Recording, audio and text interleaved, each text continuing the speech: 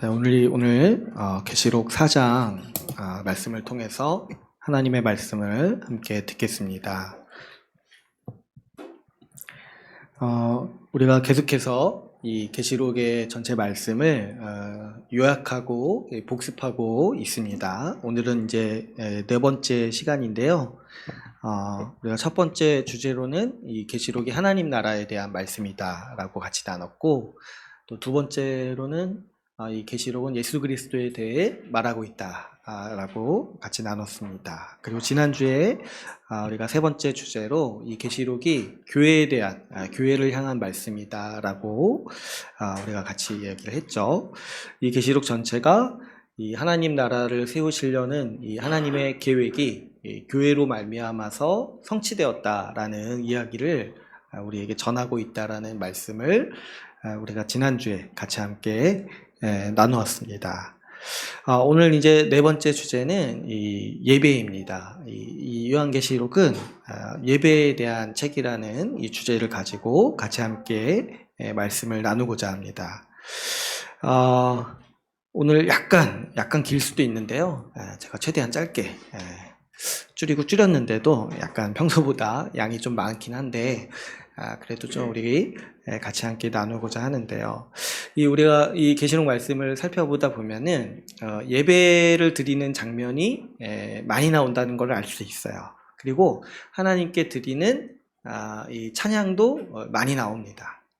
그래서 우리가 여러분들이 이제 계시록을 읽다 보시면은 굉장히 익숙한 구절들을 발견하게 됩니다. 왜 그러냐니까 이 계시록 말씀을 가지고 그대로 만든 찬양들이 많이 있는 거예요. 우리 오늘 본문 말씀은 아니지만은 5장 12절에 보면 이런 말씀이 있죠. 죽임을 당하신 어린 양은 능력과 부와 지혜와 힘과 존귀와 영광과 찬송을 받으시기에 합당하도다. 이거 가지고 만든 찬양도 있죠. 또 7장 10절에 우리 이제 많이 아시는 찬양 중에 이런 찬양도 있어요. 구원하심이 보좌에 앉으신 우리 하나님과 어린 양에게 있도다. 그러니까 그 말씀 그대로 이 곡을 붙여가지고 만든 찬양들, 예배를 위한 찬양들이 많이 있는 거를 우리가 보게 됩니다. 그래서 이 계시록 말씀들이 우리가 예배 때 드리는 찬양에 영향을 많이 끼쳤다는 거죠. 아마도 그만큼 이 계시록이 예배를 중요하게 다루고 또 그 예배의 모습을 아름답게 그리기 때문에 많은 이제 찬양 작곡가들에게 영감을 많이 주었던 것 같아요. 그래서 이 계시록이 우리가 이제 보게 될 때 예배에 대해서 강조하고 예배를 아름답게 묘사하는 책이라는 것을 우리가 생각해 볼 수 있죠. 그래서 이 계시록에 나타난 이 예배를 보면서 우리가 하나님께 드려야 되는 예배가 어떠해야 되고 우리가 하나님께 드리는 예배가 얼마나 중요한지 우리가 이 계시록을 통해서 보고 배울 수 있는 것이죠. 그래서 오늘 우리가 이 예배라는 주제로 이 계시록을 좀 살피면서 우리가 하나님께 마땅히 드려야 할 예배가 어떠한 것인지를 같이 함께 살피고자 합니다. 오늘 우리가 읽은 본문을 잠깐 살펴보면은 오늘 본문 처음에서 이 요한이 이 하늘의 초대를 받고 올라갑니다. 근데 그곳에서 요한이 본 것이 뭐냐니까 하늘의 보좌를 보게 되죠. 2절에 보시면 이 보좌는 하나님의 그 통치 좌소를 가리키는 말이에요. 원래는 이제 눈에 보이는 어떤 세계가 아니지만은 성경에서 하나님이 다스린다 했을 때 하나님이 다스리시는 그 장소, 그 하나님이 앉아 계시는 그 왕자를 가리키는 표현으로 이 보좌라는 표현을 쓰고 성경에서는 이거를 이제 하늘이라는 표현으로 많이 쓰는 거예요. 그래서 하늘을 열어서 지금 요한에게 하늘의 초대를 해가지고 이 하나님이 통치하시는, 하나님이 다스리시는 그 통치 보좌를 보여주시는 장면입니다. 그래서 이제 이 보좌에 대한 묘사가 3절에서 5절까지 이렇게 나오는 거죠. 근데 우리가 오늘 이제 중점적으로 볼 것은 이 보좌 주변에 어떤 사람들이 있는지를 좀 살펴보면은 6절, 7절에 보면은 이 보좌 주변에 네 생물이 있다라고 합니다. 그래서 이제 굉장히 신기한 모습의 생물들을 이제 묘사를 하죠. 그런데 이제 이 네 생물은 실제 이런 생물이 있다라는 이야기를 하는 게 아니라 지금 이제 제가 지난 이 말씀 본문 강의할 때도 말씀을 드렸지만 이 네 생물은 피조 세계 전체를 대표하는 상징이라고 했어요. 하나님이 만드시고 지으신 이 피조물들, 이 자연세계와 이 자연세계에 존재하는 모든 동식물들을 상징으로 내 생물이라고 표현하는 이 성경에 특별히 이제 구약에서 많이 썼던 방식인 것이죠. 그러니까 이 보좌 앞에 이 네 생물들이 모여 있고 지금 이 네 생물들이 하나님을 찬양하고 있다는 것은 어떤 걸 뜻하냐니까 하나님이 만드시고 지으신 이 세상의 모든 만물들이 이 세상의 자연과 모든 만물들이 하나님을 찬양하고 예배하고 있다라는 모습을 지금 이제 이 환상의 언어로 표현하는 방식인 거죠. 그런데 또 우리가 이 4절을 보니까 보좌 주변에 또 보좌가 있다고 얘기를 해요. 24 보좌가 있고 24 장로들이 있다라고 얘기를 하고 있습니다. 이 24 장로는 제가 이제 또 설명드린 적 있지만은 12 더하기 12 해야지고 이 하나님의 모든 백성의 총합이라고 했어요. 그래서 우리 이제 이 성경에서는 숫자에 대한 상징이 굉장히 많은데 그 중에 이제 우리 많이 쓰는 상징 중에 하나가 12. 12가 뭘 상징하는 거냐면 하나님의 백성을 상징하는 숫자라고 했죠.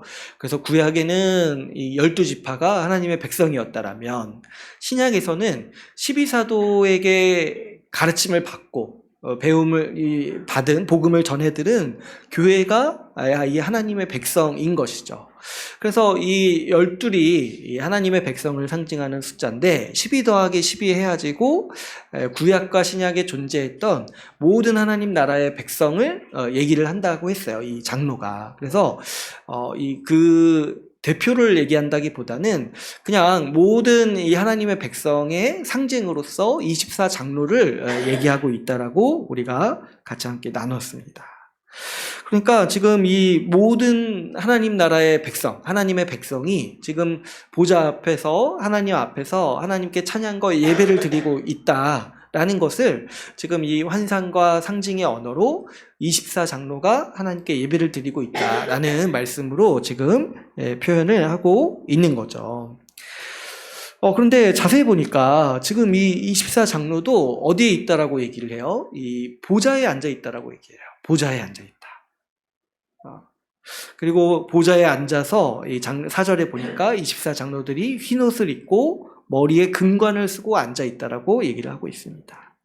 원래 보좌는요, 앞에서도 제가 말씀을 드렸지만 하나님이 다스리시는 왕자예요.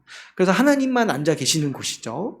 그런데 지금 요한이 보는 그 보좌의 풍경이 어떠하냐니까 그 보좌에 지금 24 장로들이 앉아 있다는 거예요. 하나님과 같이 앉아 있다는 거예요.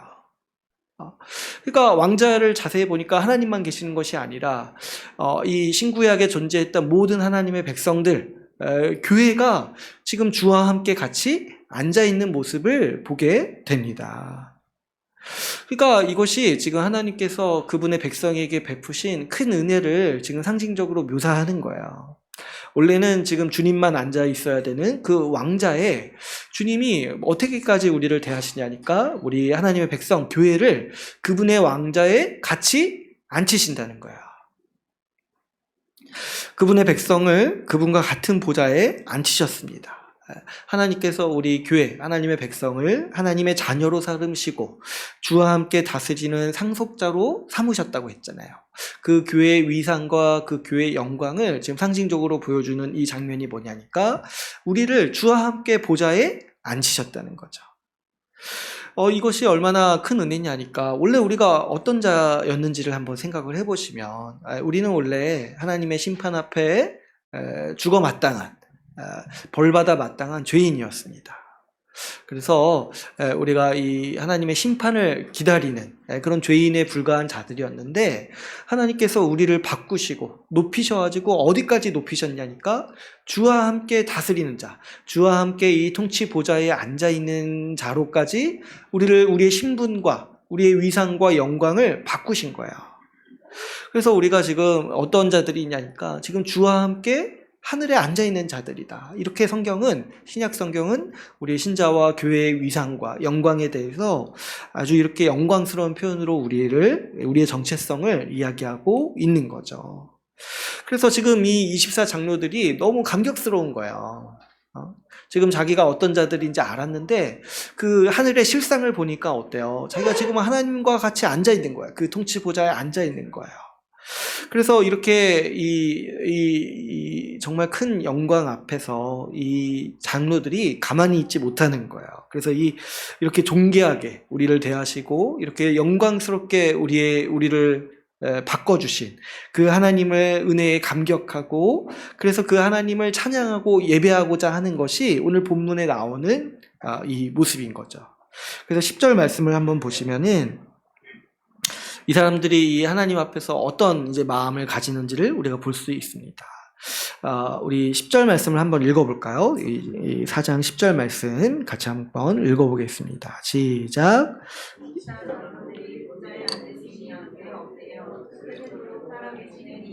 경배하고 자기의 관을 보좌 앞에 들이며 이르되. 지금 이제 이 장로들, 이 하나님의 모든 백성들이 좀 가만히 있질 못하겠는 거예요. 지금 너무 큰 은혜를 받았거든요. 너무 큰 선물과 정말 생각지도 못한 값진 은혜와 그 복을 받은 거예요. 자기가 지금 하나님 앞에 죽어 마땅한 죄인으로 살았었는데 주님께서 구원하시고 이 복 주시고 근데 그 복의 실체를 보니까 어때요? 우리를 지금 하나님과 함께 보좌에 앉혀주시는 거예요.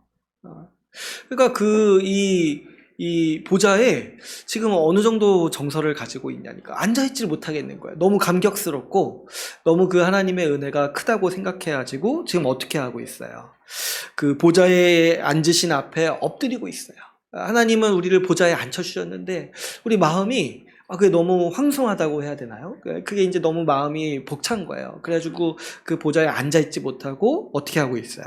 하나님 앞에 엎드려서 경배하고 자기의 관을 보좌 앞에 드리고 있어요. 하나님이 우리에게 주신 관, 우리가 왕이기 때문에 우리를 왕적인 신분으로 세우시고 하나님의 자녀로 세우신 그 신분을 주셨는데도 그게 너무 벅차고 그게 너무 감격스러워가지고 그 관을 오히려 하나님 앞에 드리면서 절하고 예배하고 경배하고 있는 모습을 보게 됩니다. 하나님을 향해서 하나님이 우리에게 베푸신 은혜를 아니까 가지는 이 합당한 태도를 보이는 거예요. 그래서 어떤 태도를 보이냐니까 자기 전 존재를 그 앞에 가서 엎드리고 그리고 자기의 전부를 드리는 그런 이제 모습으로 하나님을 향한 그 은혜에 대한 반응을 보이고 있는 것이죠. 우리를 존귀하게 하신 그 은혜에 대해서 자발적으로 엎드리고 경배하고 감사와 찬양과 자신의 전심을 드리는 것이 바로 오늘 본문 말씀에서 우리에게 가르치고 있는 이 예배의 모습입니다. 지금 이제 이 하나님의 백성들, 이 장로들이 하나님을 향해서 예배하고 있는데 그 태도를 보고 모습을 보니까 아주 자발적으로 그 진심을 다해서 전심을 다해서 하나님을 경배하고 하나님을 향해 이 영광을 돌리고 있죠. 근데 이분들이 우리가 이 장로들이 하나님께 예배를 드리는 가장 근본적인 이유는 무엇이겠습니까? 바로 하나님의 은혜를 입고 하나님의 영광을 알게 된 거죠. 하나님께서 우리에게 해주신 일들이 얼마나 크고 영광스러운지 알게 되니까 그분이 우리에게 얼마나 선하게 대하셨고 얼마나 우리에게 큰 복을 주셨는지 그것을 눈으로 보고 느끼니까 아니까 그것을 보았기 때문에 자발적으로 엎드리고 찬양하고 감사를 드리고 있습니다. 그러니까 여러분 어떤 사람이 예배를 드릴 수 있냐니까 하나님께서 우리에게 베푸신 복을 아는 사람만이 하나님이 우리에게 주신 은혜를 아는 사람만이 하나님께 합당한 예배를 드릴 수 있는 거예요. 하나님이 어떤 분이신지 아는 거죠. 주님이 우리에게 주신 그 은혜가 뭔지를 아는 사람이. 그 복음을 듣고 그때서야, 그 복음을 이해하고 나서야 하나님이 우리에게 무엇을 주셨는지를 이해하고 나서야 하나님의 영광이 눈에 들어오는 거예요. 나한테 너무 이렇게까지 복을 베푸신 주님을 향해 그 마땅한 찬양과 감사를 드리고 있는 것이죠. 그래서 우리 교회의 예배는요, 근본적으로 하나님이 베푸신 은혜를 알기 때문에 드리는 예배인 거예요. 이미 받은 복에 대한 감사와 찬양, 그리고 그 복이 우리에게 크다는 것을 알기 때문에 하나님께 드리는 경배로서 우리 기독교 이 교회의 예배를 우리는 설명할 수 있습니다. 이러한 예배가 왜 특별하냐면요, 우리 교회 예배는 그 우상을 섬기는 예배와는 아주 근본적으로, 아주 질적으로 다른 예배라고 할 수가 있어요. 여러분, 우상을 섬기는 사람들의 그 태도와 그분들도 예배를 드리지 않겠습니까?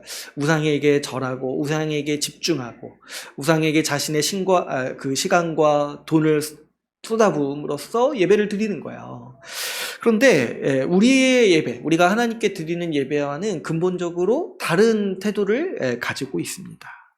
사람들이 우상을 섬길 때요, 사람들이 우상을 섬기는 이유는 기본적으로는 두렵기 때문에 우상을 섬깁니다. 내가 우상에게 절하지 않고 우상에게 제물을 바치지 않으면 뭔가 우상이 나한테 해코지할 것 같은 거야. 뭔가 귀신이 나한테 뭔가 보복할 것 같은 거야.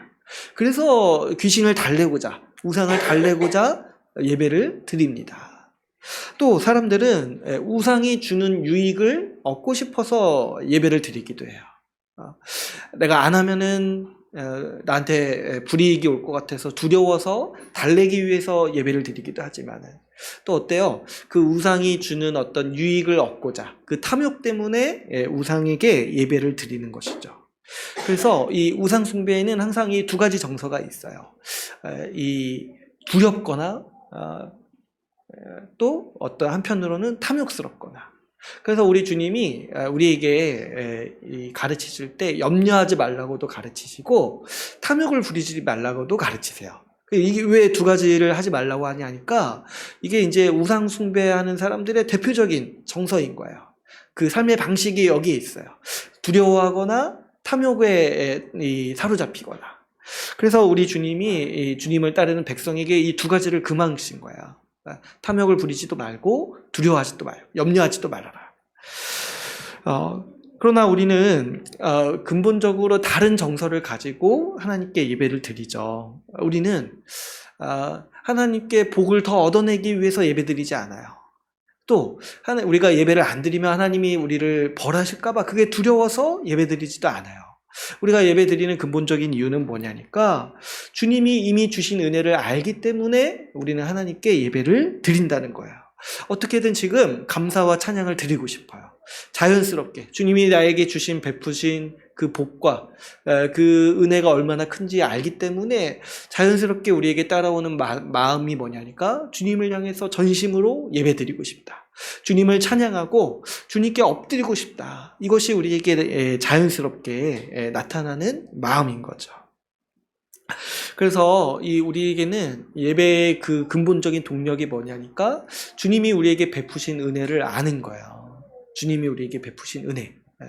그래서 이 계시록에서는 이 하나님을 찬양하고 예배드릴 때 우리가 왜 하나님을 찬양하고 우리가 왜 하나님을 예배하는지 몇 가지 이유에 대해서 우리에게 전해주고 있습니다. 한 3가지 정도로 요약할 수 있는데요. 간단히 좀 살펴보면은, 먼저 우리가 하나님께 예배드리는 이유 중에 하나가 뭐냐면, 먼저 첫 번째로는 하나님이 창조주시고 주님이시기 때문에 하나님을 향한 감사와 찬양과 예배를 드립니다. 하나님이 모든 만물을 만드시고 그 만드셨을 뿐만 아니라 다스리시기 때문에 그 합당한 왕이시고 이 모든 만물의 주인이시라는 것을 우리가 알기 때문에 우리는 하나님께 감사와 찬양을 드린다는 거죠. 특별히 이제 오늘 본문에서 주요하게 찬양하고 예배하고 있는 이유가 바로 여기에 있습니다. 하나님이 만물을 만드시고 만물을 다스리시는 분이라는 거예요. 오늘 본문에 우리 11절을 한번 보면은 우리 11절 같이 한번 읽어볼까요? 11절 같이 읽어보겠습니다. 시작. 우리 주 하나님이여 영광과 존귀와 권능을 받으시는 것이 합당하오니 주께서 만물을 지으신지라. 만물이 주의 뜻대로 있었고 또 지으심을 받았나이다. 우리가 하나님을 예배하고 찬양하고 그 주님께 영광 돌리고 감사해야 될 이유가 여기 있다는 거야. 하나님이 만물을 만드셨을 뿐만 아니라 지금 만물을 다스리시고 이 통치하고 계신다는 거죠. 이 믿음이 없는 사람의 눈에는 이게 보이지 않아요. 믿음이 없는 사람 눈에는 그냥 이 세상에 힘 있는 사람들이 세상을 움직이는 것 같고 아니면 우연히 이 세상이 일어난 것 같지만은 복음을 믿고 하나님의 영광을 본 우리한테는 이 사실이 이제 눈에 들어오는 거예요. 하나님이 만물을 만드셨구나. 하나님이 이 세상을 지금도 다스리시고 통치하고 계시는구나. 이 세상의 모든 선한 것이 다 주님의 작품이요. 주님께서 우리에게 주시는 복이구나. 라는 것을 보게 되는 거죠.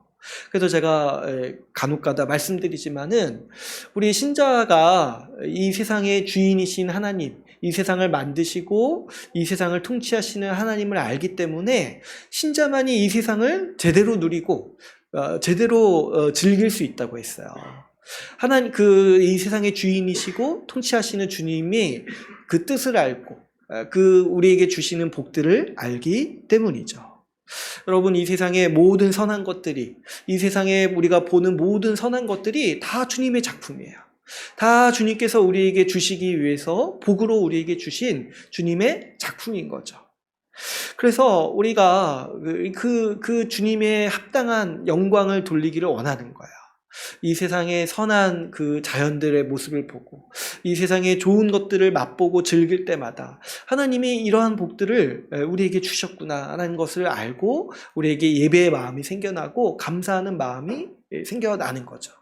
여러분, 우리가 이렇게 그냥 아주 훌륭한 작품을 보면은 그 작품을 만든 그 창작자에게 이 굉장한 찬사를 보내잖아요.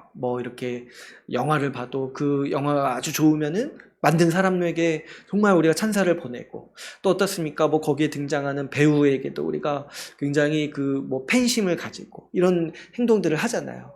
마찬가지로 우리가 이 세상의 좋은 것들을 보고 누릴 때마다, 이 세상의 선한 것들의 유익을 가지고 누릴 때마다 우리가 그것의 진정한 주인이시오, 그것을 우리에게 주신 분이 하나님이신 것을 알기 때문에 우리 안에는 어떤 마음이 생긴다는 거예요. 우리에게 하나님을 향한 감사와 찬양, 그 예배에 대한 마음이 생긴다는 거죠. 그래서 우리가 이 예배해야 되는 합당한 이유, 바로 여기에 있습니다. 하나님께서 세상을 만드시고 다스리세요. 이 세상의 선한 것들을 우리에게 다 주셨어요. 우리가 누리는 모든 좋은 것들은 다 주님으로부터 옵니다. 이 사실을 알기 때문에 우리 교회는 하나님을 향해 감사와 찬양을 드립니다. 두 번째로 이 계시록이 이 하나님을 예배하는 이유에 대해서 두 번째로 얘기하는 건 뭐냐면, 하나님께서 우리에게 구원을 베푸셨기 때문에 우리는 하나님을 예배합니다. 사실 이 부분에 대한 찬양과 감사와 고백이 이 계시록에 가장 많은데요. 우리 7장에서 한번 보시면, 7장을 보시면 7장 10절에 아까 또 제가 말씀을 드렸지만 우리가 아는 유명한 구절이 있어요. 7장 10절에서 어떻게 얘기를 하냐면, 구원하심이 보좌에 앉으신 우리 하나님과 어린 양께 있도다, 이렇게 고백하고 찬양하면서 하나님을 향해 영광을 올리고 있습니다. 우리를 구원하셨는데 그 구원하신 모든 공로와 그 영광이 다 보좌에 앉으신 우리 하나님과 어린 양께 있습니다. 우리를 구원하신 게 너무 좋은데 이 모든 공로와 이 모든 은혜가 다 하나님으로부터 옵니다. 이 예수 그리스도로부터 옵니다 하면서 찬양과 감사와 감격함을 가지고 예배를 드리고 있는 것이죠. 이 한 구절에 어떤 이제 의미가 표현되어 있냐니까, 우리를 구원하신 일의 모든 공로가 다 예수 그리스도 하나님께 있다라는 거야. 우리의 모든 공로가 우리를 구원하시기 위해서 주님께서 모든 것을 다 하셨기 때문에 우리가 하나님을 찬양하고 하나님께 감사한다라고 이렇게 표현하고 있는 것이죠. 그렇죠, 여러분. 우리가 복음을 듣고 믿을 때 우리 주님께서 우리를 위해서 전부를 다 하셨다라는 것을 우리는 듣고 믿게 됩니다. 주님은 우리를 구원하시기 위해서 예수 그리스도를 보내셨죠. 그 예수 그리스도가 이 땅에 오셔서 우리 대신에 우리가 해야 될 하나님 앞에서 지어야 될 모든 의무를, 모든 순종을 예수 그리스도께서 대신 다 하셨습니다. 거기다가 더해서 우리가 감당해야 될 죄의 대가, 우리가 하나님을 거부하고 불순종함으로써 치렀어야 될 죄의 모든 대가까지 예수 그리스도께서 십자가에서 죽으심으로 우리가 져야 될 모든 죄에 대한 대가까지 예수 그리스도께서 대신 다 치르셨어요. 그래서 이 예수님께서 하나님 앞에서 이루신 의를 우리에게 주심으로써 우리에게 거저 주신다라고 말한 정도로 예수님이 다 하신 다음에 우리가 의롭다고 할 수 있도록 우리에게 이 모든 공로를 우리에게 거저 주시는 거죠. 그뿐만이 아닙니다. 예수님께서 우리 대신에 모든 의를 다 이루셨는데요. 우리가 그 의를 소유할 수 있도록, 우리가 그 의를 소유하려면 어떻게 해야 돼요? 믿음을 가져야 되잖아요. 예수 그리스도를 믿어야 되잖아요. 근데 우리가 예수 그리스도를 알고 이해하고 믿을 수 있도록 해주신 것도 주님의 은혜라는 거예요. 여러분, 우리가 생각해보면 이것이 굉장히 큰 기적이라는 걸 이해할 수 있는데요. 뭐냐니까 주님이요 우리의 마음을 바꿔주셨다는 거예요. 우리가 복음을 듣고 믿을 때 아멘하고 들을 수 있도록, 그것을 이해하고 그것을 들을 수 있도록 우리의 마음과 생각을 바꿔주셨다는 거예요. 어떤 사람은요 복음을 들어도 깨닫지 못하고 또 거부 반응도 보이고 받아들이지도 못하는데, 여러분, 우리는 어떻게 그 복음을 듣고 믿고 또 그것을 이해하고 또 그것을 받아들일 생각까지 했냐는 거예요. 이게 하나님의 베푸신 은혜라는 거예요. 우리 하나님께서 우리 죄인의 성정을 바꾸시고 우리 마음을 바꾸셨기 때문에 우리가 복음을 딱 들었을 때 그것에 대해서 좋게 여기고 그것을 받아들이고 그것을 우리 중심으로 믿고 살아갈 수 있게 되었다는 거예요. 이걸 이제 우리 신학적인 용어로 이제 중생이라고 표현을 하는데, 다시 태어나게 하셨다는 거예요. 다시 태어나게 하셔서 하나님의 말씀을 딱 들을 때, 이 복음을 들을 때 그 복음을 듣고 받아들일 수 있는 준비를 우리에게 주신 거예요. 그래서 정말 신기하지 않습니까? 어떤 사람은 아무리 복음을 얘기하고 이렇게 강조해도 중요하게 받아들이지 않는데 우리는 어떻게 그런 일을 했냐는 거예요. 복음을 진지하게 받아들이고 이 복음이 진짜라고 믿고 거기에 우리 인생을 드릴 생각을 어떻게 했냐는 거예요. 뿐만 아닙니다. 여러분, 우리가 믿었다라고 이렇게 고백을 하지만은 사실 이 성경이 우리에게 가르치는 증언에 따르면은 이 믿음도 주님이 주신다는 거예요. 믿음도.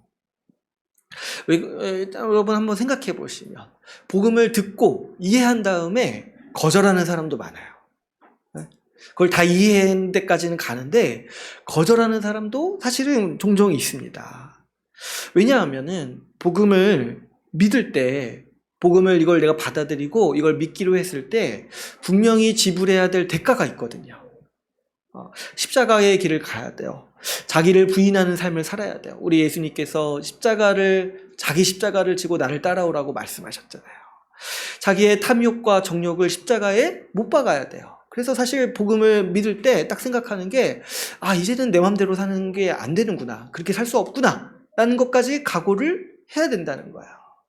그래서 이 복음을 듣고 믿는다라는 거는 아주 기적과 같은 일이에요. 그것을 이해하는 데까지도 하나님의 은혜가 필요하고, 그것을 이해하고 그것을 받아들이고 거기에 내 인생을 걷는 그 믿음을 가지기까지도 이건 아주 기적과 같은 일이어서 하나님께서 우리에게 믿음의 마음을 주시지 않는다라면은 우리가 믿음을 가질 수 없다라는 거예요.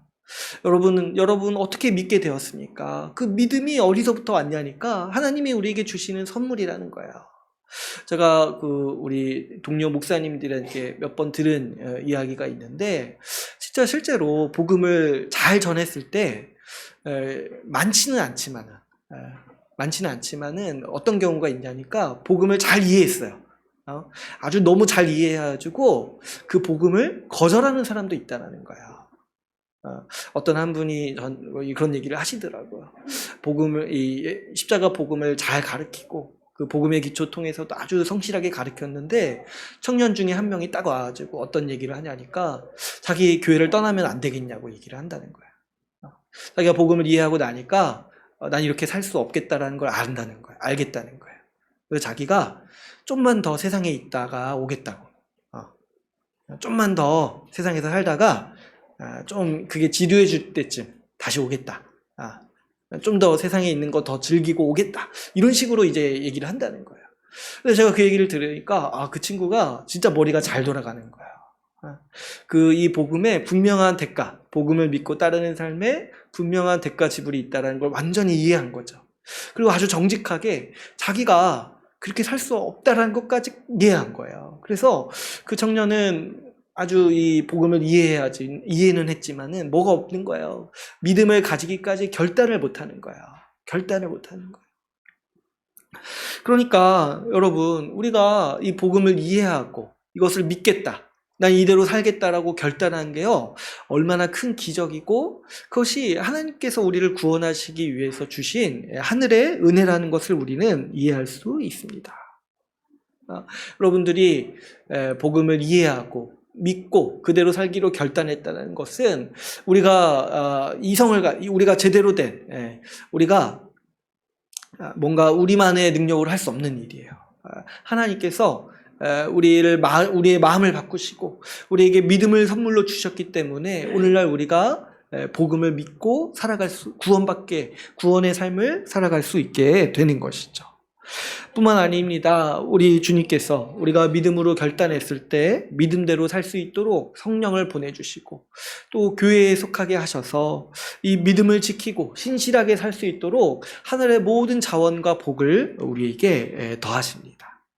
그래서 이렇게 주님께서 우리를 구원하신 일들을 다 하나하나 차근차근 살펴보면은 그 어느 것 하나 내가 한 것이 없이 하나님께서 다 해주셨다는 걸 알 수 있어요.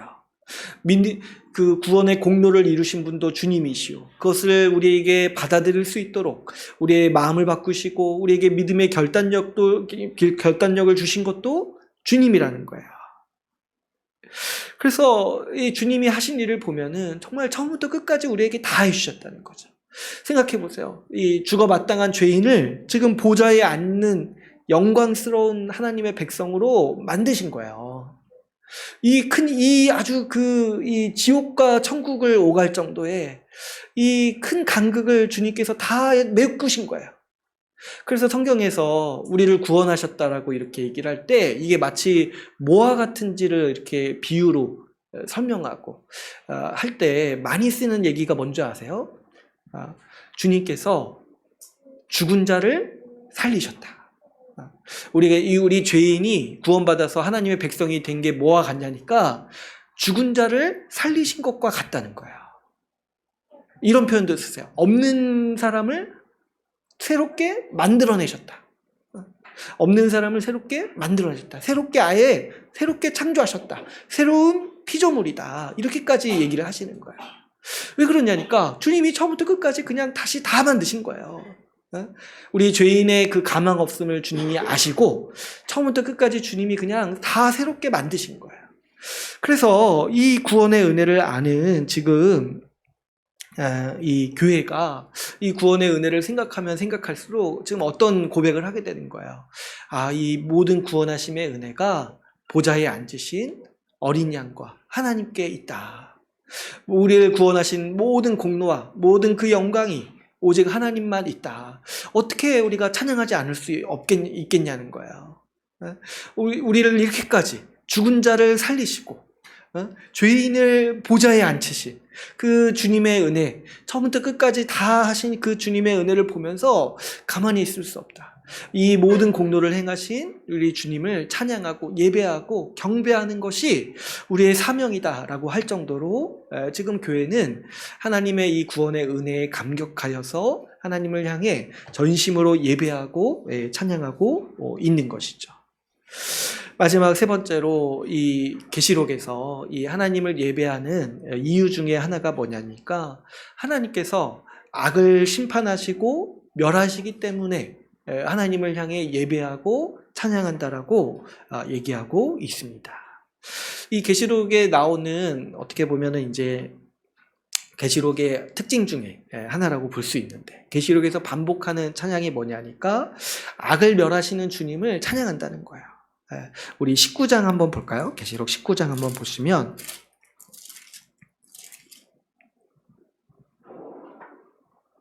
우리 19장 1절 2절 말씀 같이 한번 읽어보겠습니다. 19장 1절 2절 같이 읽겠습니다. 시작. 이 일 후에 내가 들으니 하늘에 허다한 무리의 큰 음성 같은 것이 있어 이르되 우리 하나님께 있도다. 그의 심판은 참되고 의로운지라. 음행으로 땅을 더럽게 한 큰 음녀를 심판하사 자기 종들의 피를 그 음녀의 손에 갚으셨도다. 지금 이 말씀을 보니까 하나님께 찬양하고 예배하는 주제가 뭐냐면 하나님이 이 땅에서 악을 심판하시고 사탄의 세력을 멸하셨다는 거예요. 우리가 이 하나님이 앞에서 이제 다스리신다 했잖아요. 근데 사람들이요, 요즘 사람들이 이걸 믿기가 되게 힘들어 한다고 해요. 하나님이 이 땅을 다스린다. 왜 그러냐니까 실제로 보면은 좀 악이 번성하는 것 같고 악한 사람들이 잘 나가는 것 같은 거예요. 세상이 힘 있는 사람들에게 이 포악하게 이끌려가는 것 같은 거죠. 권력을 가진 자들이 힘없는 자들을 굴복시키고 돈 많은 자들이 어떻게든 더 돈 얻으려고 가난한 사람들을 이용해 먹는 것처럼 보이는 거예요. 우리의 현실이. 그런데 우리가 이 복음을 통해서 알게 되고 이 하나님의 계획과 하나님의 일하시는 이 역사를 알게 되니까 우리 눈에는 이게 분명히 보이는 거예요. 뭐냐니까 하나님은 악을 반드시 무너뜨리신다는 거예요. 과거에도 그렇게 해오셨고 지금도 우리 눈에는 어느 순간 악이 번성하는 것처럼 보이지만은 우리가 믿음으로 고백하는 건 뭐예요? 하나님이 과거에서도 바벨론을 무너뜨리시고 로마 제국도 망하게 하시고 그렇게 하셨듯이 지금도 하나님은 그 일을 하고 계시다는 거예요. 여러분 왜 우리 인류가 멸망하지 않고 지금 이렇게 오랫동안 세상에 유지되어 올 수 있는 이유가 뭐냐니까 하나님이 그때그때 악을 징벌하시고 제어해 오셨기 때문인 거예요. 악이 번성할수록 사실 사람은 살 수가 없어요. 어떻게 악은 새로운 걸 만들지 못하고 좋은 것들을 만들지 못하니까 항상 망하기 마련이죠. 근데 지금까지 이 인류가 망하지 않고 번성해온 이유는 하나님께서 그때그때 악을 제어하시고 심판해 오셨기 때문에 우리가 지금 유지해 올 수 있었던 거예요. 그러니까 우리가 믿음으로 고백하고 또 찬양하는 게 뭐냐니까 하나님은 반드시 악한 제국, 악의 세력, 사탄의 세력을 무너뜨리시고 승리하신다는 거예요. 그래서 여러분 우리가 오늘날 이렇게 주일에 모여서 하나님께 예배하고 찬양하는 근본적인 이유 중에 하나가 뭐냐니까 하나님이 승리하셨다는 거야. 하나님이 승리하셔서 그 승리를 우리에게 주셨다는 것을 우리는 믿고 그 승리에 동참한 자들이기 때문에 하나님을 향해 예배하고 있는 거야. 만약에 하나님이 패배했다라면 지금 하나님이 지금 길을 못 쓰고 이 세상에 그 악한 세력 이 짐승의 나라가 기승을 부리고 힘을 발휘하고 그들이 이겼다라면은 우리는 예배드릴 이유가 없는 거예요. 진 세력에 대해서 우리가 어떻게 예배하고 찬양합니까? 그게 아니라 우리가 믿음으로 고백하는 바가 뭐냐니까 하나님께서 악을 심판하셨다. 이미 예수 십자가에서 심판하셨을 뿐만 아니라 과거에도 하셨을 뿐만 아니라 앞으로도 하실 것이고 지금도 하고 계시다라는 걸 우린 믿고 우리 주님께서 예수 그리스도께서 승리하셨다라는 걸 알기 때문에 우리는 주일마다 모여서 이렇게 하나님을 찬양하고 예배하는 거예요. 우리가 이겼다. 우리 삶의 방식이 진짜다. 우리 예수 십자가 복음을 예배하고 예수 어린 양을 예배하는 것이 진정한 승리자라는 걸 우리가 알고 이해하기 때문에 우리는 하나님을 향해서 예배하고 찬양하고 감사하면서 살아가는 사람들인 거죠. 이렇게 이 계시록에서 이 예배하는 이유에 대해서 세 가지를 나누었습니다. 하나님이 창조주이시자 주님이시기 때문에 예배하고, 하나님이 우리를 구원하신 은혜를 베푸셨기 때문에 예배하고, 하나님이 악을 벌하시고 승리하셨기 때문에 우리는 주님을 향해 예배합니다. 우리가 이 하나님에 대한 지식, 하나님이 어떤 일을 행하셨고 어떤 분이신지 아는 분명한 지식이 있기 때문에 우리는 매 주일마다 나와서 하나님을 향해 찬양하고 예배하는 것이죠. 그 하나님이 하신 일에 대한 감격과 감사와 찬양의 마음이 우리에게는 항상 있는 거예요.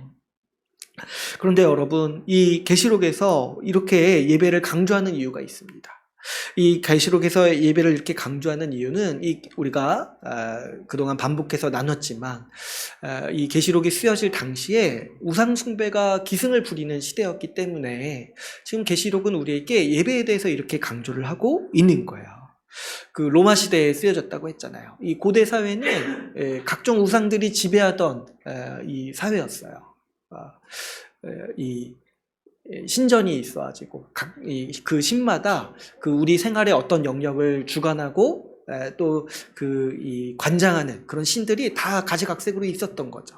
그래서 안 그래도 이 우상들의 시대였어요. 우상들의 시대. 그리고 우리 그래서 그리스 로마 신화 이런 거 요즘에도 우리가 듣잖아요. 근데 그 신들을 실제로 예배하고 살던 시대가 이 로마 시대 때였던 거죠.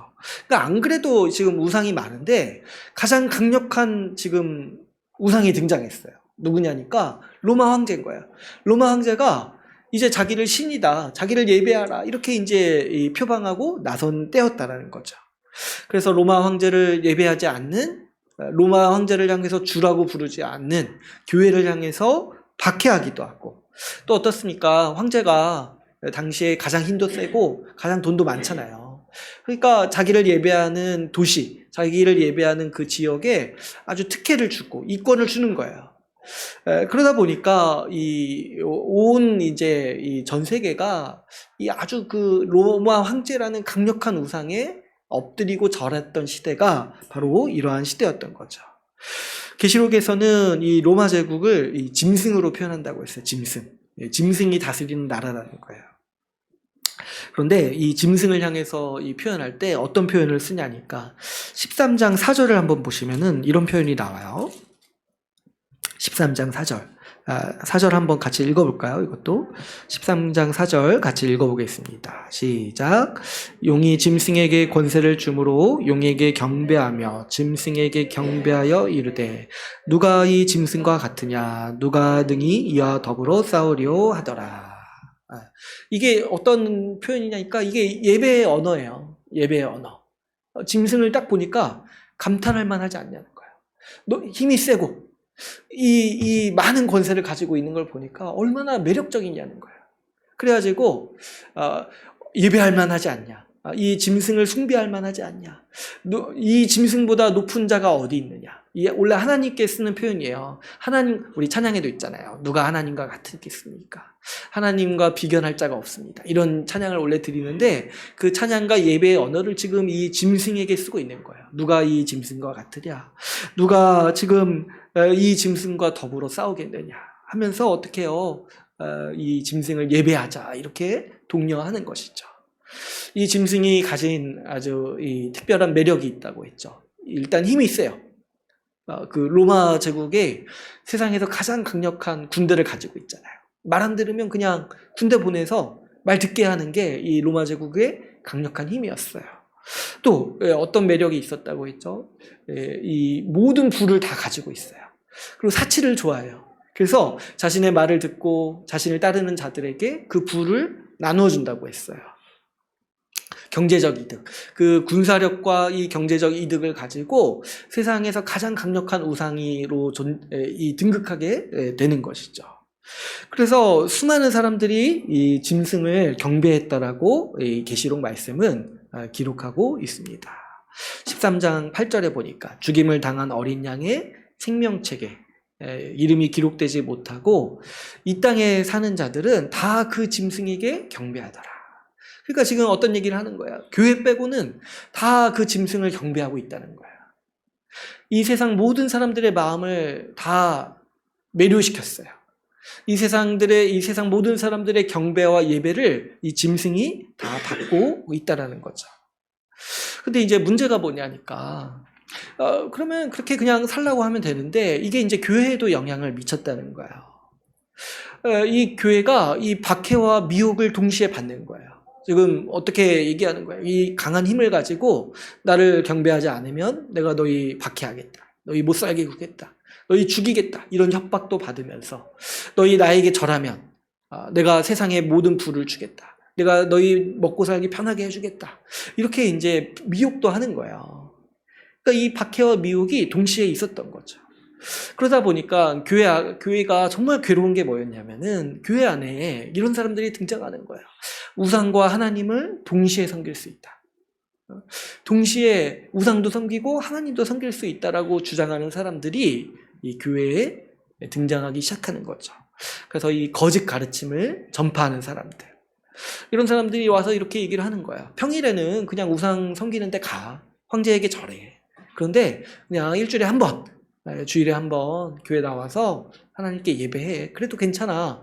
그래도 좋다라고, 그래도 괜찮다라고 이 가르치는 사람들이 등장하고, 그러면 여러분, 사실 이런 식의 가르침은요, 너무 좋은 가르침, 너무 매력적이에요. 그죠? 우상도 섬길 수 있고 하나님도 섬길 수 있다. 얼마나 매력적입니까? 이런 식의 이 가르침을 지금 교회에 전파하고 있는 거예요. 그러다 보니까 교회 안에 많은 사람들이 많이 미혹되는 거예요. 이게 너무 매력적인 얘기거든요. 우상도 섬겨도 되고 하나님도 섬겨도 된다. 하나님과 우상을 동시에 섬길 수 있다. 이 사탄이요, 교회를 무너뜨릴 때, 하나님의 백성을 무너뜨릴 때 항상 쓰는 논리가 이거예요. 우상을 섬겨라 이렇게 얘기하지 않아요. 사탄은 교회한테. 그거는 믿음 없는 사람들한테는 하는 얘기인 거예요. 아니, 설득할 필요도 없죠. 믿음 없는 사람들에게는. 근데 교회를 설득할 때는 어떻게 설득하냐니까 괜찮다는 거야. 우상과 하나님을 동시에 섬길 수 있다라고 얘기하는 거예요. 이거를 이제 구약 시대 때도 썼고 지금 이제 이 계시록 당시에서도 쓰고 있는 거예요. 가장 효과적이니까. 지금 그래서 교회는 지금 너무 힘든 상황 가운데 있는 거예요. 만약에 박해만 있었더라면 좀 교회 안에서 같이 힘을 합쳐서 똘똘 뭉쳐가지고 견디면 되는 거예요. 우리 같이 힘써서 견디자. 우리 같이 한번 이렇게 끝까지 버텨보자. 이렇게 하면 되는데 지금 이제 교회 안에 어떤 사람들이 등장하는 거냐니까 이런 거죠. 이 고난이 싫고 십자가의 길을 가기 싫은 사람들이 교회에 있어가지고 적당히 타협하자고 주장하고 있는 거예요. 우상이 주는 유익도 취하고 하나님이 주는 유익도 둘 다 가질 수 있다라고 주장하는 이 거짓 가르침을 가르치기도 하고 아주 맹렬하게 따르기도 하는 거죠. 얼마나 매력적입니까? 타협하지 않고 그러면서 오히려 이 타협하지 않고 박해받고 헌신하고 손해보는 사람들을 유별나다고 여기는 거예요. 뭐하러 그렇게 사냐는 거예요. 뭐하러. 그런 거 얘기하면은 복음 전도에 방해가 된다는 거예요. 누가 그러면 복음 믿겠냐? 우리처럼 적당히 타협하는 걸 전해야 된다. 이렇게 이제 얘기를 하는 거죠. 앞에서도 제가 말씀드렸지만 이런 식의 가르침은 항상 인기가 많기 때문에 이거를 교회에서 조금이라도 허용하면은 삽십간에 번지는 거예요. 왜냐하면 너무 매력적이고 인기가 많아요. 얼마나 좋습니까? 이게 고난 없이 영광을 얻을 수 있다. 손해보지 않고 이익을 얻을 수 있다. 꽁도 먹고 알도 먹을 수 있다. 이건 너무 옛날 표현이네. 사탄도 숭배하고 하나님도 숭배할 수 있다. 좋은 게 좋은 거다. 십자가 없이 주님을 따를 수 있다. 얼마나 사람들한테 세련돼 보이고 깔끔해 보이냐는 거야. 굳이 저렇게 고생할 필요 없고 굳이 저렇게 손해볼 필요 없다. 그냥 적당히 우상에 가서 충성하고 주일에는 하나님께 와서 예배해라. 이렇게 이제 얘기하는 거는 정말 교회를 조금만 허용해도, 교회 안에서 이런 가르침을 조금만 허용해도 삽시간에 교회를 휘어잡을 수 있는 정도의 파괴력을 가진 가르침이에요. 왜냐하면 우리 죄인에게 너무 매력적인 제안이거든요. 제가 예전에 사탄의 유혹에 대해서 가르칠 때도 사탄이 예수님에게 마지막으로 시험한 게 이런 종류였어요. 사탄이 예수님을 마지막으로 시험했을 때 세 번째 유혹이 어떤 거였습니까?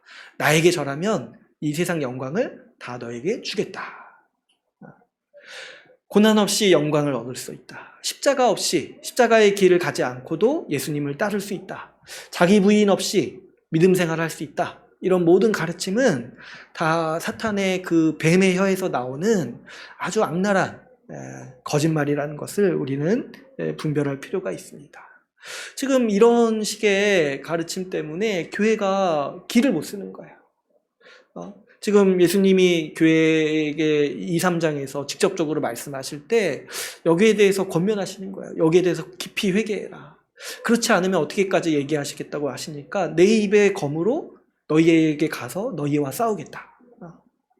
하나님의 백성이라고 보지 않는 거예요. 이 두 개를 동시에 섬기려고 하는 자들을 향해서.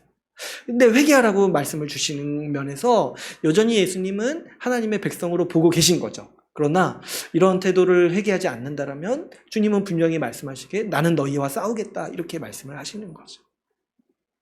지금 이런 상황에서 이 계시록 말씀은 지금 하늘을 열어서 하늘에서 일어나고 있는 예배의 모습을 우리에게 보여주고 있습니다.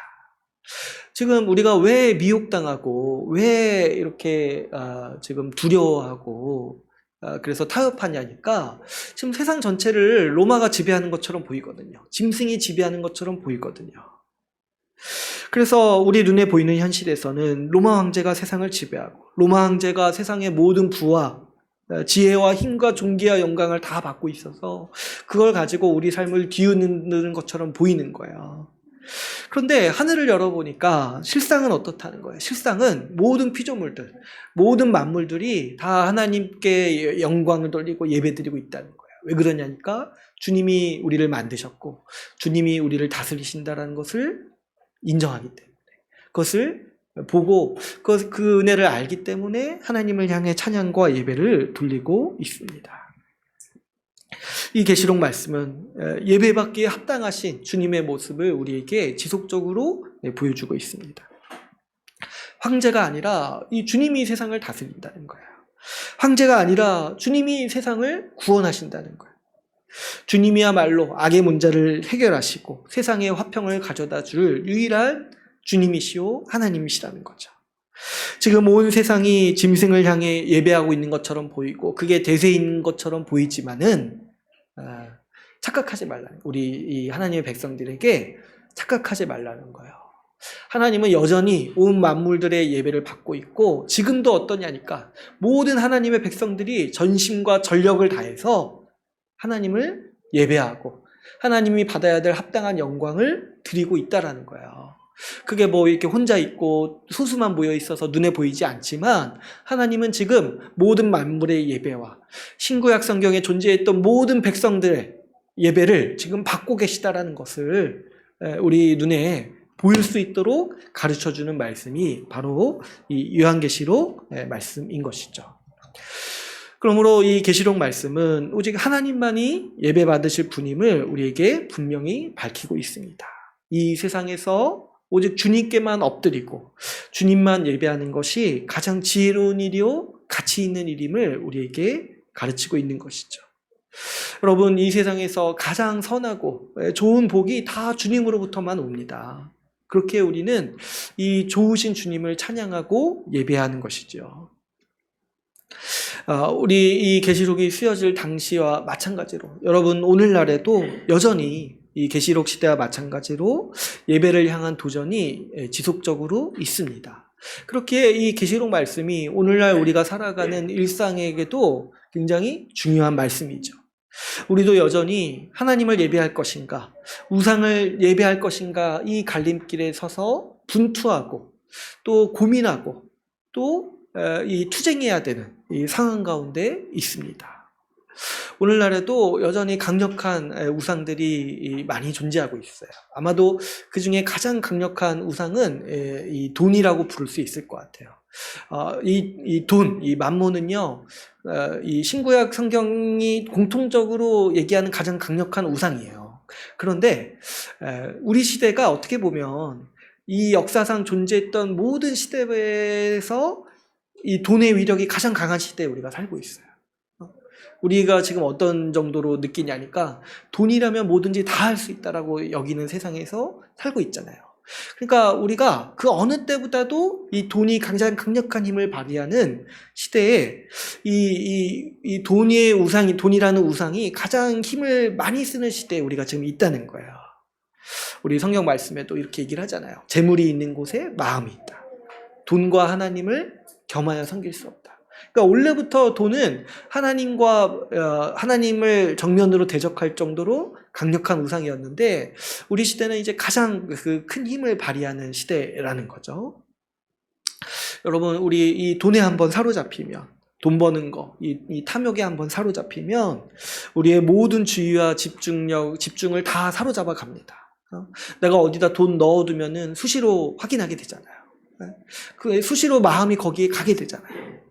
우리는 결국에 우리가 돈을 많이 들이는 대상을 예배하고 거기에 우리의 신경과 마음을 집중하게 돼요.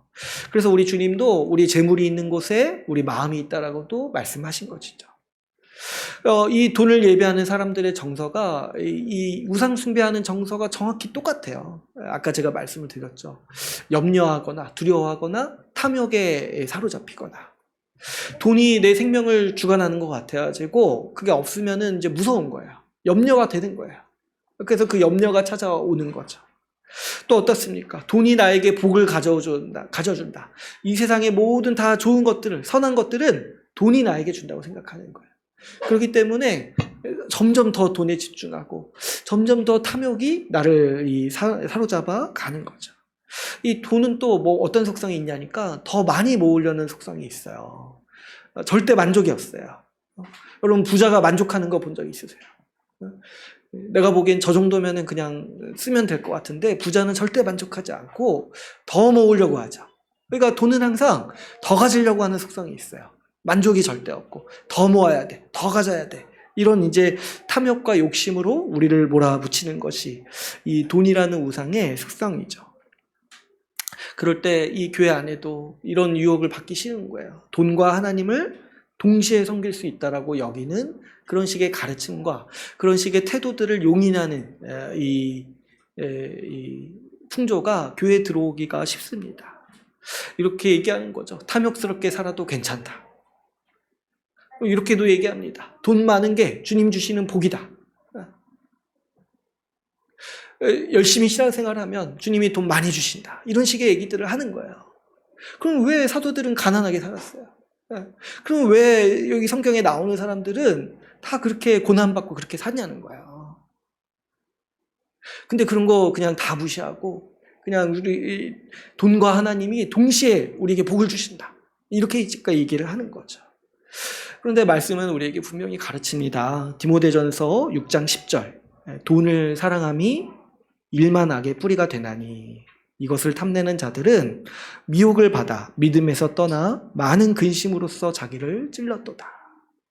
돈을 사랑하는 마음이 일단 들어오면은 이 미혹을 받아서 믿음에서 떠난다는 거예요. 믿음에서 떠나가지고 평생을 어떻게 산다는 거예요. 염려와 근심 속에서 살아간다는 거예요. 이런 태도들을 용인하는 것은 이 교회를 정말 힘들게 만드는, 예배를 어렵게 만드는 요인들이 됩니다. 돈 버는 일에 매진해야지고 회사나 사업에는 충성을 다하지만은 주를 섬기고 예배하는 일에 소홀해지는 것. 이게 정확히 그 우상을 숭배하는 사람들의 태도인 거죠. 또 여러분, 우리가 사는 시대를 생각해 볼 때, 이 돈이라는, 만몬이라는 아주 강력한 우상도 존재하지만, 우리 시대에 이런 약간 좀 사소한 우상들, 약간 이 잔챙이 같은 우상들도 굉장히 많다라는 걸 제가 좀 생각을 하게 돼요. 사람들은요, 돈과 같은 강한 우상을 숭배하기도 하지만, 제가 보니까 오늘날 사람들은 온갖 사소한 것들에 마음을 빼앗기기도 합니다. 그런 얘기를 제가 얘기한 적이 있죠. 이 칼빈 선생님이 가르치실 때 어떤 표현을 썼냐면은 사람의 마음은 우상을 만들어내는 공장과 같다는 거예요. 그래서 끊임없이 우상을 제조해낸다는 거예요. 우상 제조자라는 거예요, 사람이. 예. 그래서 수없는 우상들을 만들어내는데 옛날 사람들은 고대 사람들은 그래도 좀 이런 자연 현상들 좀 이렇게 좀 그래도 좀 뭔가 좀 뭐랍니까? 좀 더 좀 위력이 있어 보이고 좀 큰 우상들을 숭배를 했는데 오늘날 사람들은 좀 사소한 것들을 많이 마음을 뺏기고 숭배하는 것 같아요. 사람들은요 하나님보다 자기 취미 생활을 사랑해요. 주님을 향한 예배보다는 자기가 가지고 있는 온갖 취미 활동에 더 많은 에너지와 집중력을 투자합니다. 그러니까 온갖 이 사소한 것들을 만들어낸 다음에 거기에 내 돈과 시간과 이 마음을 거기에 가서 절하고 있는 거죠. 그러니까 그 물건에 어떤 그 활동에 어떤 이 사소한 것들에 자신의 이 예배를 드리고 있는 것이죠. 오늘날 사람들은요, 보면은, 저도 그런 면이 있는 것 같은데, 이 사소한 것들에 주의를 돌리느라 중요한 일에 집중하지 못하는 모습들을 보게 됩니다. 오늘날 우리 현대인들에게 가장 부족한 것 하나를 얘기하자면, 제가 보기에 집중력이 너무 부족한 것 같아요. 집중력이. 제가 작년에 어떤 이 인터뷰 기사를 본 적이 있는데 그 조정래 작가분을 인터뷰한 기사를 제가 본 적이 있어요. 근데 그 조정래 작가 분이 얘기를 하는데 그분이 그 이 스마트폰에 대해서 굉장히 안 좋게 얘기를 하더라고요. 스마트폰에 대해서.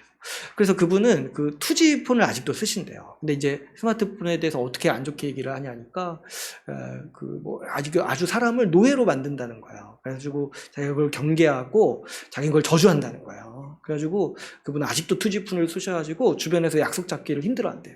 연락이 잘 안 되고 그래가지고. 아무튼 이제 그분이 이제 그렇게 하는 태도를 제가 보고 저도 이제 곰곰이 생각해 보니까 우리가 이제 기술이 발전해가지고, 이 스마트폰을 사용해가지고, 언제든지 정보에 접근하고, 인터넷에 접근하고, 이렇게 살아가는 게 우리한테는 굉장히 편리함인데, 이게 한편으로는 우리의 태도와 정서를 바꾸고 있다는 생각도 하게 됩니다. 여러분, 제가 이제 그거를 또 그 계기를 통해서 좀 생각하게 된 게 뭐냐면, 사람들은 항상 스마트폰을 보고 있어요. 항상. 뭘 하든지 간에. 제가 지하철을 타면요. 제가 대학교 다닐 때도 지하철을 많이 탔는데 요즘엔 그게 더 심해진 것 같아요. 모든 사람들은 다 스마트폰을 보고 있어요. 진짜 한 사람도 빠짐없이 지하철에서 다 이러고 있어요. 네. 그걸 보니까 예전에 제가 대학 다닐 때는 그래도 멍 때리는 사람도 있고 책 읽는 사람도 있고 대화하는 사람도 있고 자는 사람도 있었는데 요즘은 그런 게 없더라고요. 그냥 다 이러고 있어요. 다 똑같은 자세. 다 스마트폰을 보고 있는 거야.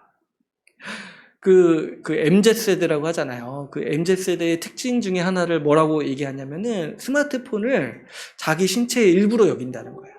자기 신체의 일부로 여길 정도로 자기와 일치시킨다는 거예요. 그래서 사람들은 항상 동시에 뭔가를 하죠. 동시에 뭔가를 같이 해요. 밥 먹을 때도 스마트폰을 보고, 일할 때도 스마트폰을 보고, 운전할 때도 스마트폰을 보고, 심지어 옆에 있는 사람과 대화할 때도 사람 보고 대화하지 않고 핸드폰 보면서 대화를 해요. 그래서 제가 이제 밥 먹으러 갈 때 식당에서도 보는데 제가 보는 게 이제 뭐냐면 사람들이 밥 먹을 때도 핸드폰 보는데 혼자 밥 먹는 게 아니라 같이 밥 먹는데도 핸드폰 보면서 얘기도 하고 밥도 먹어요. 세 가지를 동시에 하는 거죠. 근데요, 제가 그런 생각을 한 적이 있어요. 정말 급한 일이 있어서 그렇게 하는 건가? 중요한 일이 있어서 지금 사람 앞에 두고도 핸드폰 보고 있는 건가? 했을 때 저도 그런 적이 있으니까 알잖아요. 사실 우리가 핸드폰 보면서 하는 일이 중요한 일이 사실 별로 없습니다. 제 경우에 그냥 잠깐 시간 때우려고 잠깐 지루한 거 참기 싫어가지고 내 주의를 그냥 딴 데 돌리고 뭐 재미있는 거 없을까 이렇게 막 돌아보고 이렇게 그냥 하는 거 시간 때우는 거예요. 근데 우리는 그런 일들을 너무 자주 하고 많이 하고 있어요. 집중을 못 하는 거야. 뭐 하나에 집중하기가 너무 힘든 시대에 살고 있어요. 뭐 하나 집중하다가도 핸드폰에 카톡이 울리고 그걸 보다 보면은 또 어디 인터넷을 찾고 싶어지고 그러다 보면은 저도 제가 책 보고 있었는데 어느 순간 30분째 핸드폰 보고 있는 거예요. 그런 걸 보니까 우리가 지금 집중하기에 너무 힘든 시대에 살고 있어요. 우리는 여러분 산만한 시대에 살고 있습니다.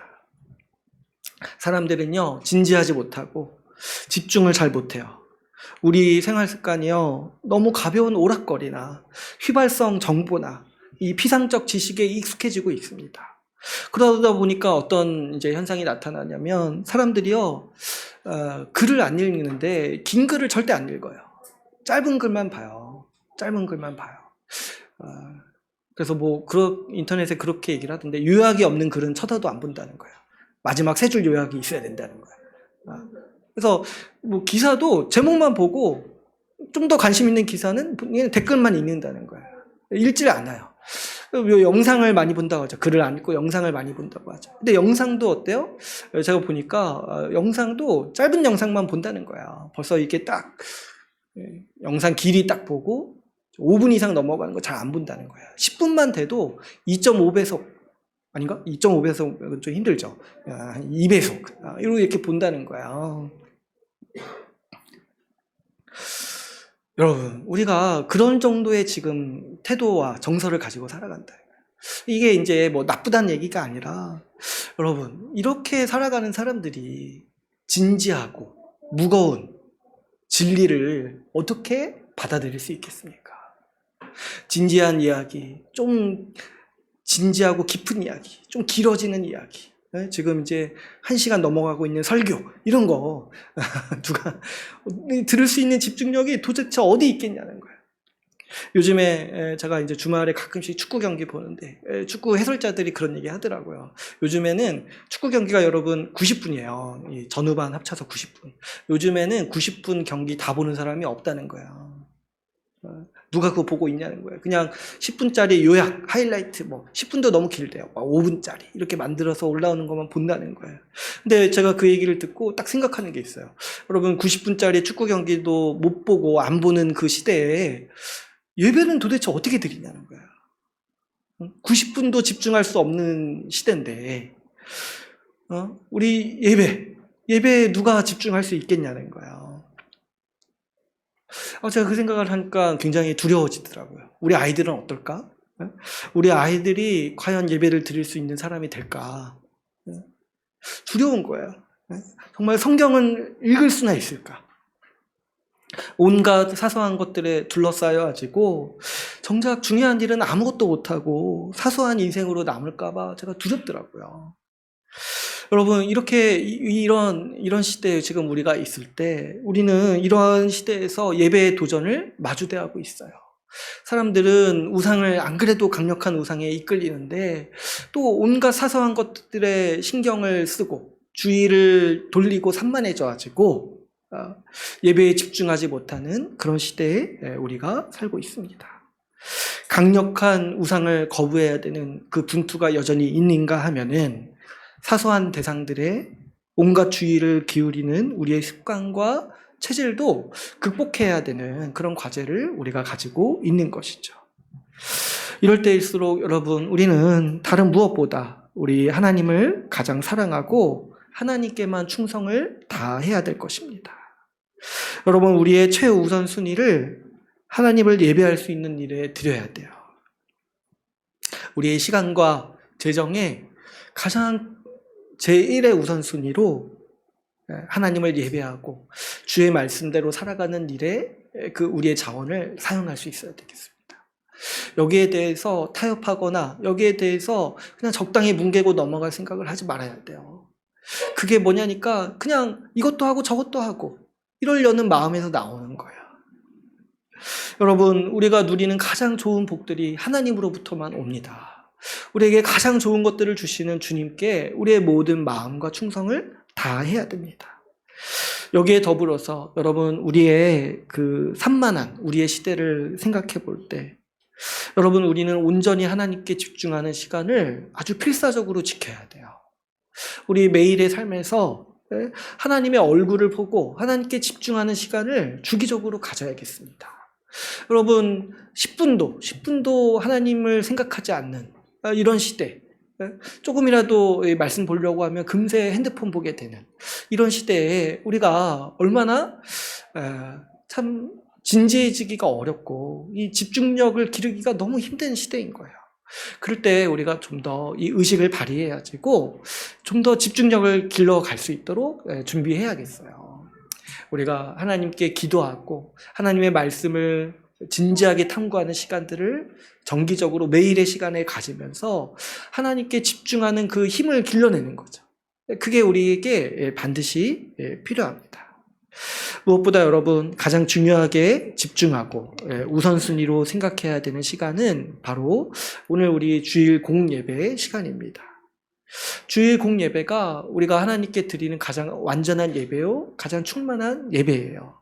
그 주일 공예배에 예배에 들어가는 모든 요소가 완전히 갖춰져 있어요. 우리 교회가 함께 드리는 예배로서 공동체가 함께 드리죠. 신앙 고백과 찬양이 있죠. 하나님으로부터 선포되는 말씀이 있죠. 성도의 교제가 있죠. 이 주일 공예배가 우리가 살아가면서 드릴 수 있는 가장 충만한 예배인 것이죠. 그래서 우리는 이 예배를 지켜야 되는 것이고 이 예배를 우리 삶의 중심으로 삼고 이 예배를 우리의 정체성으로 삼는 거예요. 우리 마음에 우상이 자리 잡을수록 우리에게 나타나는 현상이 뭐냐니까 주일 공예배를 소홀하게 여기는 거예요. 예배에 빠지거나 예배에 참여하여도 집중하지 못하는 태도. 이게 어디서부터 오냐니까 하나님께 드리는 예배가 중요하지 않다고 생각하는 거예요. 근데 왜 중요하지 않다고 생각하냐니까 하나님이 나에게 주는 복을 지금 망각해버리고 있는 거죠.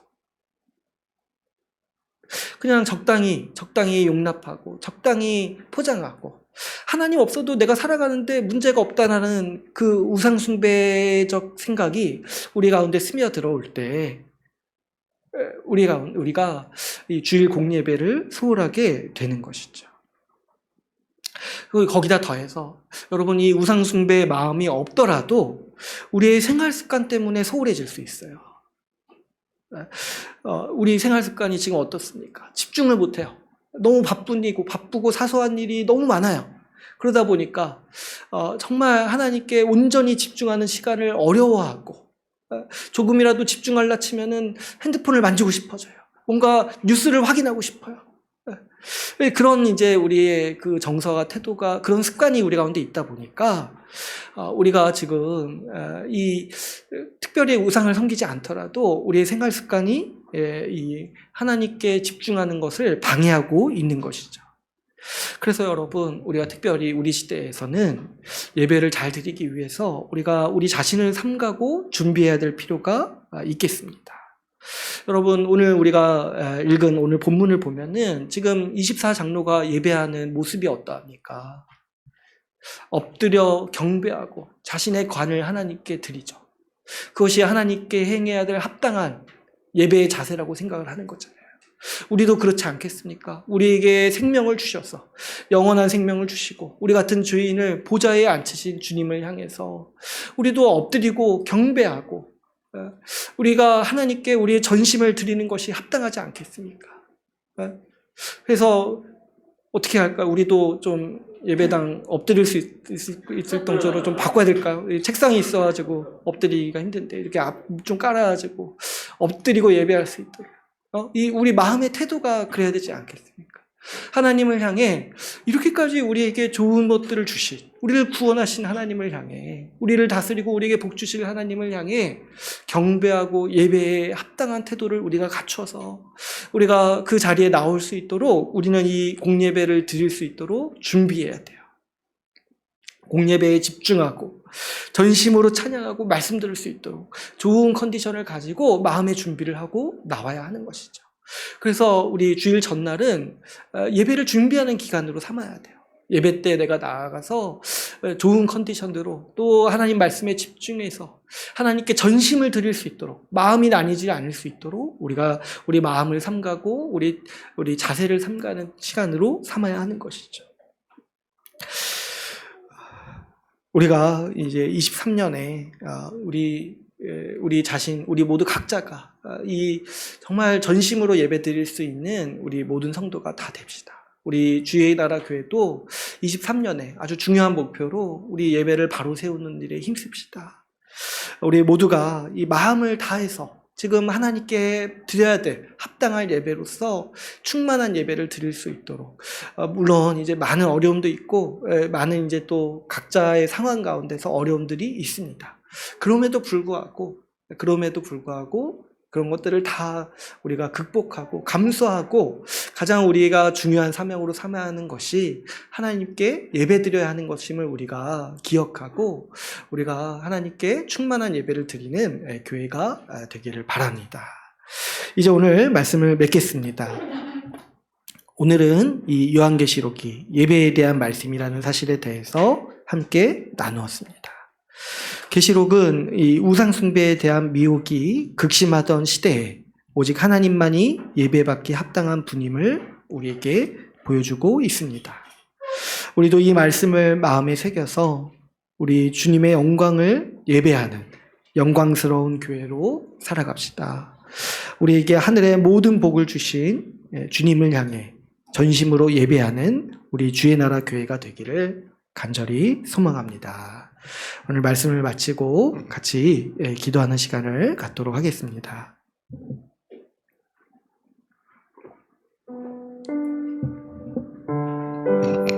우리 이 시간 기도하실 때 우리 들은 말씀을 붙잡고 함께 기도하기를 원합니다.